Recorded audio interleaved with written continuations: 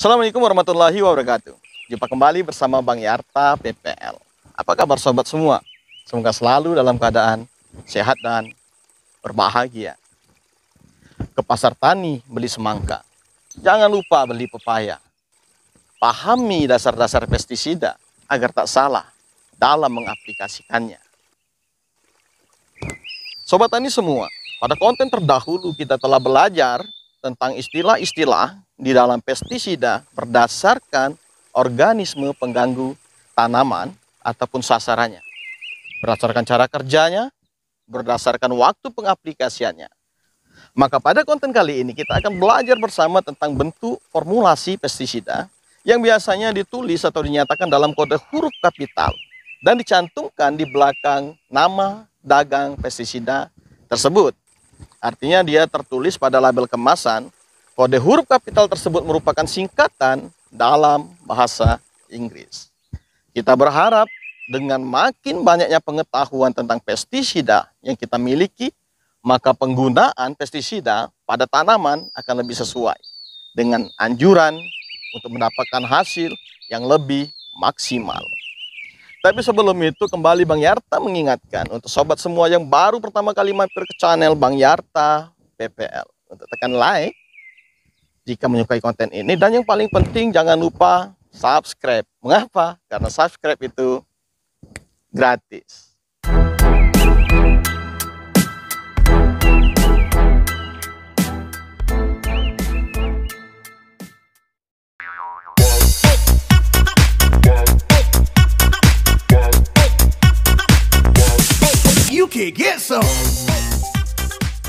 Sobat tani semua, pestisida selain dibedakan menurut kelompok organisme sasaran dan bahan aktifnya, juga dibedakan menurut bentuk formulasi yang biasanya dicantumkan dalam bentuk singkatan pada kemasannya, yaitu di belakang angka komposisi setelah nama merek.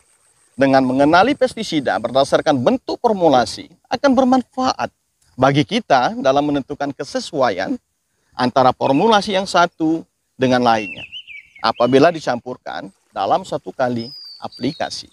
Selain itu, dengan mengenali bentuk formulasi, kita bisa menentukan pestisida apa yang paling cocok untuk kondisi cuaca tertentu. Misalnya, pestisida berbentuk SP yang larut dalam air kurang cocok kita gunakan pada cuaca kering atau pada musim kemarau. Mengapa? Karena air lebih cepat mengering sebelum pestisida tersebar merata dan bekerja secara aktif. Demikian pula formulasi EC yang bahan aktif utamanya berupa cairan tidak larut air. Dia ini berbentuk butiran halus seperti minyak yang terbungkus air. Akan bekerja setelah air pendispersinya menguap. Sedangkan pada cuaca dingin, penguapan air ini akan terjadi lebih lambat. Bentuk formulasi pestisida dinyatakan dalam kode huruf kapital yang dicantumkan di belakang angka setelah merek yang tertulis pada label kemasan. Kode huruf kapital tersebut merupakan singkatan dalam bahasa Inggris. Ada beberapa bentuk formulasi pestisida yang sering kita temui di lapangan ataupun yang sering beredar di Indonesia. Di antaranya, kalau dalam bentuk cair, EC. Sering kita temui di dalam kemasan pestisida itu ada tulisan E dan C huruf besar. Ini berbentuk pekatan atau konsentrat cair dengan konsentrasi bahan aktif yang cukup tinggi.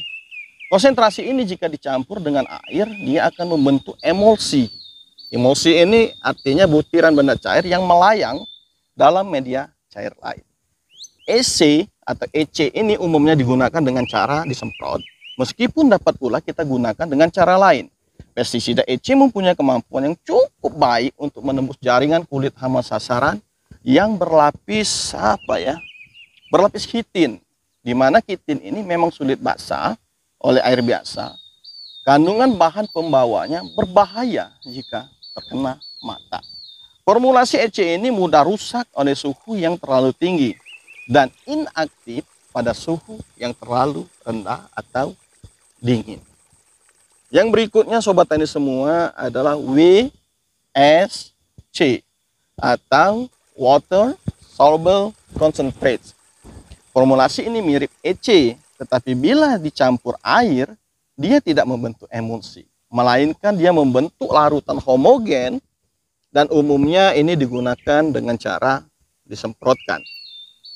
Yang berikutnya sobat tani semuanya, AS atau AC, ini adalah pekatan yang dilarutkan dalam air.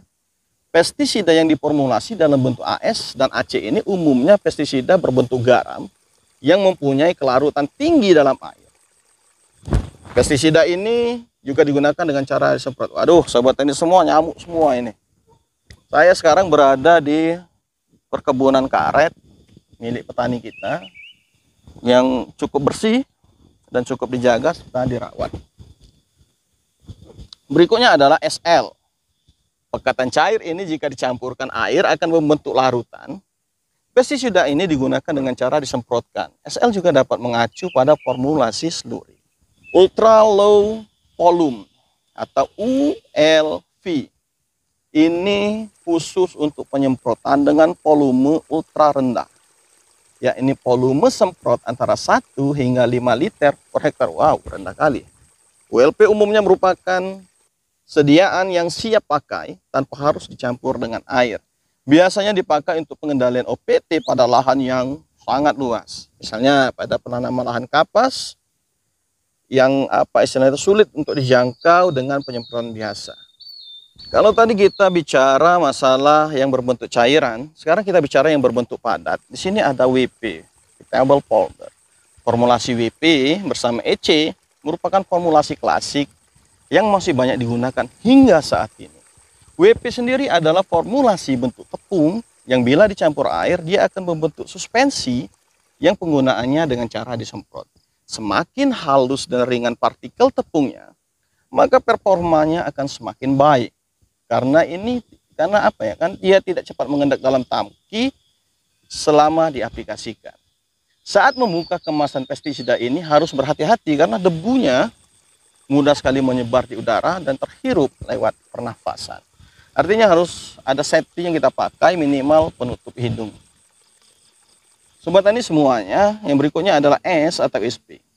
Formulasi dalam bentuk tepung yang bisa dicampur air akan menghasilkan larutan homogen. Pestisida ini juga digunakan dengan cara disemprotkan. Aplikasinya juga lebih mudah karena hanya diperlukan pengadukan pada saat pencampuran pestisida ini dengan air. Konsentrasi bahan aktifnya biasanya tinggi. Ada yang bersifat sistemik dan sebagian bersifat kontak serta racun lambung. Sobat tani semua, yang berikut ini adalah G, ada huruf G. Artinya dia granular, berbentuk butiran. Ini sering dipakai. Butiran yang umumnya merupakan sediaan yang siap pakai dengan konsentrasi rendah. Artinya bisa langsung dihambur. Pestisida butiran digunakan dengan cara ditaburkan di lapangan, baik manual ataupun dengan mesin penabur. Setelah penaburan dapat diikuti dengan pengolahan tanah ataupun tidak dengan pengolahan tanah. Di samping formulasi G dikenal juga formulasi SG atau sen granular, artinya lebih halus dia. Bahan aktif pestisida ini akan larut sedikit demi sedikit atau orang sebut slow release di tanah sehingga efeknya dapat bertahan lama. Kandungan aktifnya rendah, tidak sampai 10%. Pestisida jenis ini umumnya bersifat sistemik untuk membunuh ulat ataupun serangga-serangga lain. Kalau nama dagangnya yang sering dipakai itu misalnya merek dagangnya untuk insektisida ini Puradan 3G, Regen 0,3G. Ada juga herbisida kontak pratumbuh Goal 2G. Sobat tani semuanya, yang berikutnya adalah WG atau WDG. WDG atau WG ini berbentuk butiran mirip G, tetapi penggunaannya sangat berbeda. Formulasi WDG harus diencerkan terlebih dahulu dengan air. Kemudian penggunaannya juga dengan cara disemprotkan. Ada juga D.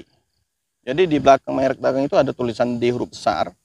Ini dipakai dengan konsentrasi rendah yang digunakan dengan cara dihembuskan.